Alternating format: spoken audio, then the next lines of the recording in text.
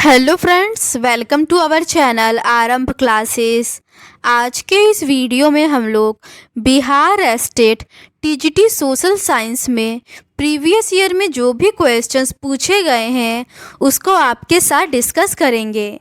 तो बिना देर किए चलिए आज का ये वीडियो शुरू करते हैं। पहला प्रश्न है, समुद्री मार्ग से विश्व का परिभ्रमण सबसे पहले किसने किया?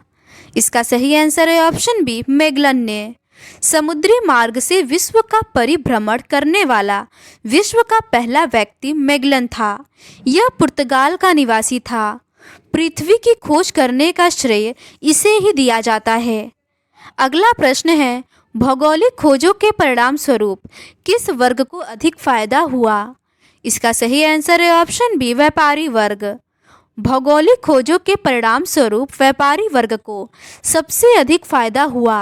व्यापारिक मार्गों की खोज होने से व्यापारी वर्ग अन्य देशों के साथ व्यापार करके मुनाफा कमाने लगे, जिससे सबसे ज़्यादा फायदा इस वर्ग को हुआ। अगला प्रश्न है, अमेरिका का पता किसने लगाया? इसका सही आंसर है ऑप्शन बी, कोलंबस। अगला प्रश्न है, इंग्लैंड में स्टैम्प एक्ट किस वर्ष पारित हुआ? इसका सही आंसर है ऑप्शन ए, 1765 में। स्टैम्प एक्ट को ब्रिटिश संसद ने 1765 ईस्वी में पारित किया। इस एक्ट के द्वारा अमेरिकी उपनिवेश में कानूनी कागजात, समाचार पत्र, पैम्पलेट, कार्ड, पंचांग इत्यादि पर प्रत्यक्ष कराधान के माध्यम से राजस्व बढ़ाने का पहला ब्रिटिश संसदीय प्रयास था। अगला प्रश्न है, सप्तवर्षीय युद्ध में किसकी पराजय हुई थी? इसका सही आंसर है ऑप्शन बी, फ्रांस की। सप्तवर्षीय युद्ध 1756 से लेके 1763 तक यूरोप में लड़ा गया था। ग्रेट ब्रिटेन प्रसा के विरुद्ध फ्रांस और ऑस्ट्रिया एवं अन्य गठबंधन शामिल थे। इस युद्ध में अंतिम रूप से ब्रिटिश सेना को सफलता मिली और फ्रांस को पराजय का मुख देखना पड़ा। अगला प्रश्न है, अमेरिकी स्वतंत्रता संग्राम में अंग्रेजों का सेनापति कौन था? इसका सही आंसर है ऑप्शन सी, कॉर्नवालिस। अमेरिकी स्वतंत्रता संग्राम के दौरान ब्रिटिश सेना का नेतृत्व जनरल कॉर्नवालिस ने किया था, जबकि जॉर्ज वाशिंगटन अमेरिकी सेना के एक प्रमुख नेता थे। 1783 में पेरिस की संधि के साथ यह युद्ध समाप्त हुआ, जहां ब्रिटेन ने आधिकारिक तौर पर संयुक्त राज्य अमेरिका की स्वतंत्रता को मान्यता दी। अगला प्रश्न है, किस संधि के द्वारा अमेरिकी स्वतंत्रता संग्राम को मान्यता मिली?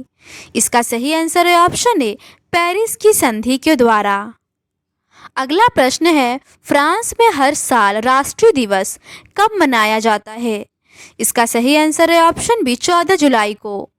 फ्रांस में राष्ट्रीय दिवस 14 जुलाई को मनाया जाता है। 14 जुलाई 1789 बेस्टिल एक सैन्य किले और जेल के पतन का प्रतीक है, जब क्रोधित भीड़ ने इस पर हमला करके इसे ध्वस्त कर दिया था।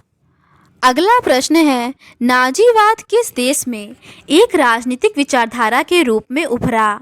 इसका सही आंसर है ऑप्शन बी, जर्मनी में।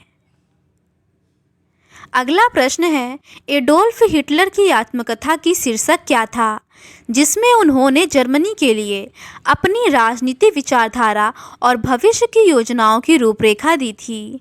इसका सही आंसर है ऑप्शन बी, मीन कैम्फ। अगला प्रश्न है, चूड़ामन राय किस विद्रोह से संबंधित है? इसका सही आंसर है ऑप्शन ए, चेरो विद्रोह। चेरो विद्रोह की शुरुआत 1770-71 में होती है। चूड़ामन राय इसी विद्रोह से जुड़े थे। 1783 में राजा विश्वनाथ राय की मृत्यु के बाद चूड़ामन राय का शासन आया।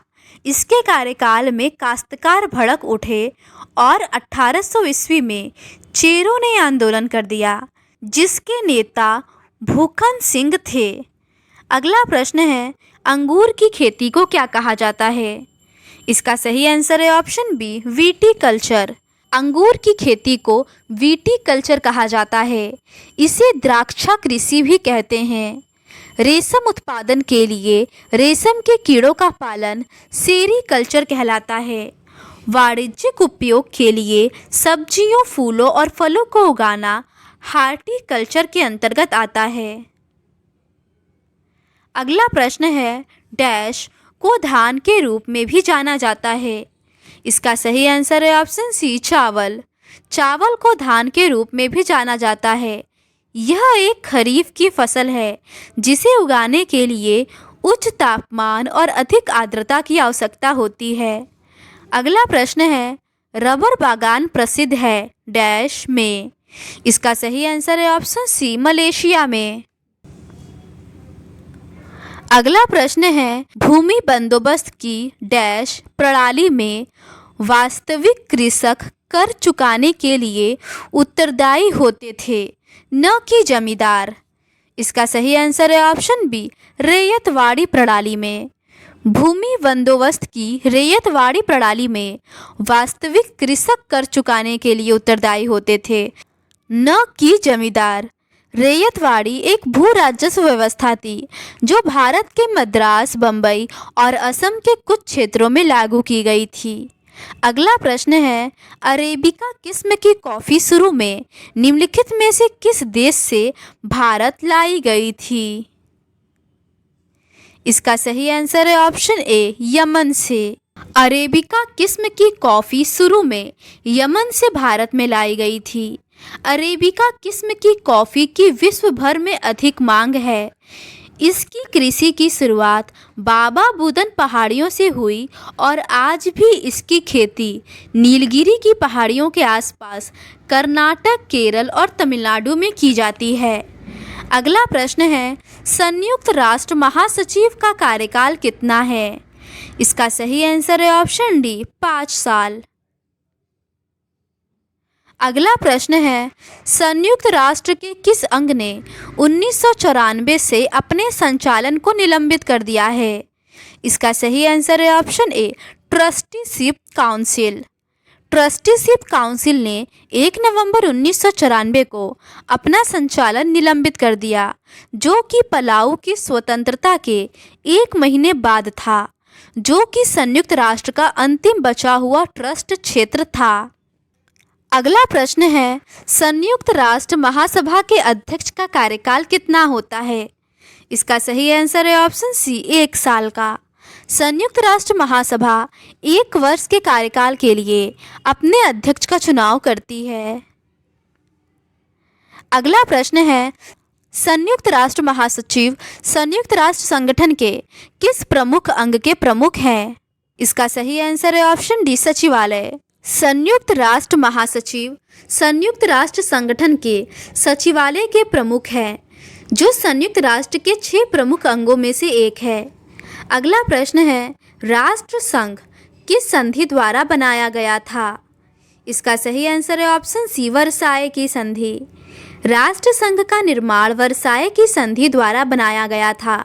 वर्साय की संधि प्रथम विश्व युद्ध के बाद पेरिस शांति सम्मेलन में हस्ताक्षरित हुई थी। अगला प्रश्न है, डैश का मानना था कि राज्य और समाज में स्थापित पारंपरिक संस्थानों को संरक्षित किया जाना चाहिए। इसका सही आंसर है ऑप्शन ए, कंजर्वेटिव। कंजर्वेटिव का मानना था कि राज्य और समाज के स्थापित पारंपरिक संस्थानों को संरक्षित किया जाना चाहिए।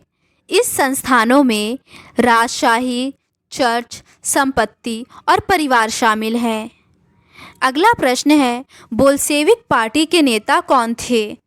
इसका सही आंसर है option C, Lenin. Vladimir Lenin एक रूसी क्रांतिकारी विचारक और बोल्शेविक पार्टी के नेता थे।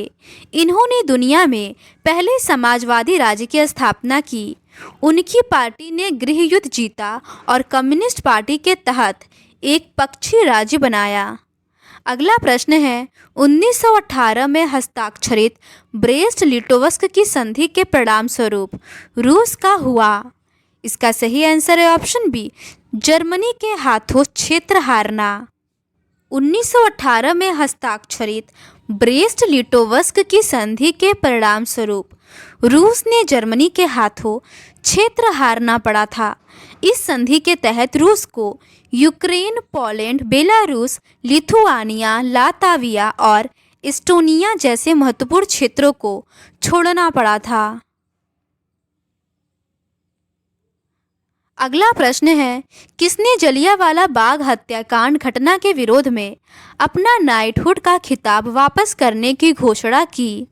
इसका सही आंसर है ऑप्शन बी, रविंद्रनाथ ठाकुर ने। अगला प्रश्न है, अखिल भारतीय किसान सभा का गठन कब और कहाँ हुआ? इसका सही आंसर है ऑप्शन डी, 1936 में लखनऊ में। अखिल भारतीय किसान सभा का गठन 11 अप्रैल 1936 को लखनऊ में भारतीय राष्ट्रीय कांग्रेस के सत्र में किया गया। इसकी स्थापना स्वामी सहजानंद सरस्वती ने किया तथा NG रंगा इसके सचिव चुने गए। अगला प्रश्न है, निम्नलिखित में से किसने MN रॉय और नलिनी गुप्ता के प्रभाव में कलकत्ता में कम्युनिस्ट समूह का गठन किया? इसका सही आंसर है ऑप्शन डी, मुजफ्फर अहमद ने। अगला प्रश्न है, इंग्लैंड में औद्योगिक क्रांति किस उद्योग से आरंभ हुई थी? इसका सही आंसर है ऑप्शन बी, वस्त्र उद्योग से। इंग्लैंड में औद्योगिक क्रांति वस्त्र उद्योग से प्रारंभ हुई थी। अगला प्रश्न है, अखिल भारतीय ट्रेड यूनियन कांग्रेस की स्थापना कब हुई? इसका सही आंसर है ऑप्शन डी, 1920 में। अखिल भारतीय ट्रेड यूनियन कांग्रेस की स्थापना 31 अक्टूबर 1920 को हुई थी। इसके संस्थापक अध्यक्ष लाला लाजपत राय एवं उपाध्यक्ष बैप्टिस्टा थे। इसके सचिव चमन लाल थे। अगला प्रश्न है, लंदन में अनिवार्य प्राथमिक शिक्षा कानून कब लागू हुआ? इसका सही आंसर है ऑप्शन डी, 1870 में। अगला प्रश्न है, चार्ल्स डिकेंस द्वारा रचित उपन्यास डॉम्बे एंड सन्स कब प्रकाशित हुई? इसका सही आंसर है ऑप्शन बी, 1848 में। चार्ल्स डिकेंस द्वारा रचित उपन्यास डॉम्बे एंड सन्स 1848 में प्रकाशित हुआ था। यह एक शक्तिशाली व्यक्ति की कहानी है जिसके परिवार के प्रति कठोर उपेक्षा उसके पेशेवर और व्यक्तिगत पतन का कारण बनती है। अगला प्रश्न है, विश्वव्यापी आर्थिक संकट किस वर्ष आरंभ हुआ? इसका सही आंसर है ऑप्शन सी, 1929 में। विश्वव्यापी आर्थिक मंदी की शुरुआत 1929 में शुरू हुई थी। इस दौरान शेयर की कीमतों में भारी गिरावट, बैंकों का दिवालियापन, बड़े पैमाने पर बेरोजगारी, अंतर्राष्ट्रीय व्यापार में गिरावट आदि देखने को मिला। अगला प्रश्न है, वह व्यक्ति जो लोगों को गांव से लाता था, उनके लिए नौकरियां सुनिश्चित करता था, उन्हें शहरों में बसने के लिए मदद करता था और ज़रूरत के समय उन्हें धन उपलब्ध कराता था, उसे कहा जाता था। इसका सही आंसर है ऑप्शन डी, जॉबर। अगला प्रश्न है, शहरीकरण को सर्वोत्तम रूप से वर्णित किया जा सकता है। इसका सही आंसर है ऑप्शन बी, शहर में नौकरी चाहने वालों की आवाजाही। अगला प्रश्न है, भारत के पहले समाचार पत्र का शीर्षक क्या था? इसका सही आंसर है option B, the Bengal gazette. Bharat का पहला समाचार पत्र द बंगाल गजट था। अंग्रेजी भाषा के इस समाचार पत्र का प्रकाशन जेम्स ऑगस्टस हिक्की ने किया था। यह एक साप्ताहिक पत्र था जो कोलकाता से 1780 ईस्वी में आरंभ हुआ था। अगला प्रश्न है, नाथुला दर्रा किस राज्य में स्थित है? इसका सही आंसर है ऑप्शन बी, सिक्किम में। जोरजिला काराकोरम चांगला और खारदुंगला दर्रे लद्दाख में है। पीर पंजाल और बनिहाल दर्रा जम्मू कश्मीर में है। रोहतांग शिप किला, बाड़ा लच्चा और यांगजी दर्रा हिमाचल प्रदेश में है। नीति लिपुलेक और माना दर्रा उत्तराखंड में है। नाथुला और जलेपला दर्रा सिक्किम में है। बोमडिला, दिफू, यामवदाप और पांग साउ दर्रा अरुणाचल प्रदेश में है। तुजू दर्रा मणिपुर में है। अगला प्रश्न है, जंगली बकरी आइबेक्स किस प्रकार के वन में पाई जाती है? इसका सही आंसर है ऑप्शन बी, पर्वतीय वन में। अगला प्रश्न है, किस देश का जनसंख्या घनत्व भारत से अधिक है? इसका सही आंसर है ऑप्शन ए, बांग्लादेश का। अगला प्रश्न है, विश्व की कितनी प्रतिशत जनसंख्या भारत में रहती है? इसका सही आंसर है ऑप्शन ए, 17.5। अगला प्रश्न है, संयुक्त राष्ट्र जनसंख्या प्रभाग के अनुमान 2024 विश्व का सबसे अधिक आबादी वाला देश कौन सा है? इसका सही आंसर है ऑप्शन ए, भारत। अगला प्रश्न है, उच्च जनसंख्या वृद्धि का मुख्य कारण हमारे लिए क्या है? इसका सही आंसर है ऑप्शन बी, मृत्यु दर में कमी। अगला प्रश्न है, महानदी नदी निम्नलिखित में से किस राज्य से होकर बहती है? इसका सही आंसर है ऑप्शन सी, उड़ीसा और छत्तीसगढ़। महानदी नदी उड़ीसा और छत्तीसगढ़ राज्य से होकर बहती है।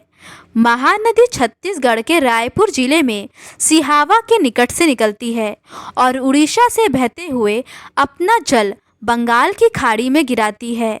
यह नदी 851 किलोमीटर लंबी है और इसका जलग्रहण क्षेत्र लगभग 1.42 लाख वर्ग किलोमीटर है। अगला प्रश्न है, अमेजन वर्षा वन स्थित है? इसका सही आंसर है ऑप्शन डी, दक्षिण अमेरिका में। अगला प्रश्न है, रेड डेटा बुक एक रिकॉर्ड है? इसका सही आंसर है ऑप्शन ए, लुप्तप्राय प्रजातियों का। अगला प्रश्न है, मानचित्र मापनी में हर व्यक्त करता है? इसका सही आंसर है ऑप्शन ए, धरातल की दूरी। अगला प्रश्न है, निम्न में किस मापनी के द्वारा किलोमीटर और मील दोनों की दूरियों को दर्शाया जा सकता है? इसका सही आंसर है ऑप्शन डी, तुलनात्मक मापनी। अगला प्रश्न है, एटलस मानचित्र किस प्रकार के मापक पर खींचे गए होते हैं? इसका सही आंसर है ऑप्शन डी, बहुत छोटे। अगला प्रश्न है, भूमिगत जल का कितना प्रतिशत भाग कृषि के लिए इस्तेमाल होता है? इसका सही आंसर है ऑप्शन डी, 92%। अगला प्रश्न है, शहरीकरण मुख्य रूप से भूमि उपयोग पैटर्न में बदलाव लाता है? इसका सही आंसर है ऑप्शन सी, शहरीकरण मुख्य रूप से भूमि उपयोग पैटर्न में ग्रामीण क्षेत्रों को शहरी बस्तियों में परिवर्तित करना है। अगला प्रश्न है, अनन्य आर्थिक क्षेत्र के डैश से परे महासागरीय संसाधन खुले महासागर से संबंधित है और कोई भी देश अंतर्राष्ट्रीय संसाधनों का सहमति के बिना इनका उपयोग नहीं कर सकता है। इसका सही आंसर है ऑप्शन ए, 200 नॉटिकल मील। तो आज के इस वीडियो में बस इतना ही। बाकी के रिमेनिंग क्वेश्चंस का डिस्कशन हम लोग इस सीरीज़ के नेक्स्ट पार्ट में करेंगे। अगर आपको ये सीरीज़ पसंद आती है तो please do subscribe to our channel and like this video. Thank you.